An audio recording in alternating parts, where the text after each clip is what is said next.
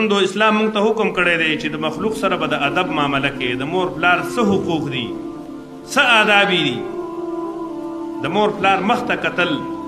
دا د قبول شوي حج او د عمرې ثواب الله دې بنده له ورکوي الله دې مونږ ټولو ته دا حجونه نصیب کړي چې د مور او پلار ته د عزت په نظر باندې ګورو عزتمند مور پلار هغه سرمایه ده چې دا په ژوند کې صرف تاله یو ځل الله دا میوه درکوي بیا یې نه درکوي که ستا بچي نشته دی نو ستا به نور اولاد پیدا شي بله ښځه به وکړي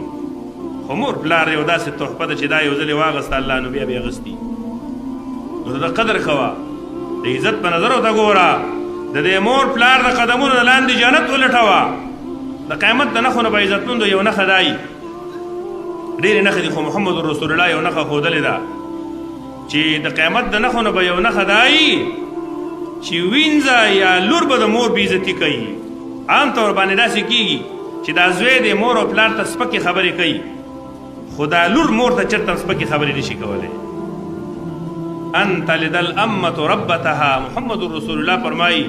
چې وینځه نوکره او یا لور دا به د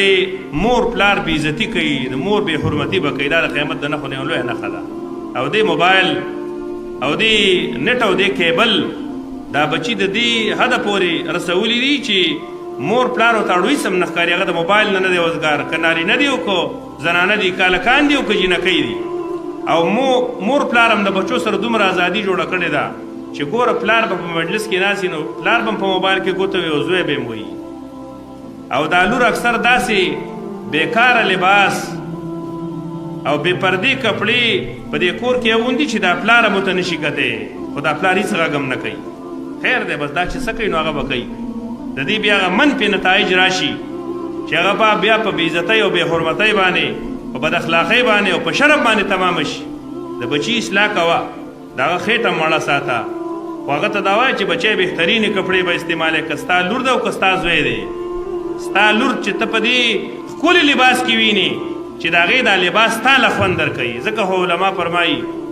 چې د زنانه د لباس پته د نارینه د غیرت نه لګي د زنانه د لباس پته څه نه لګي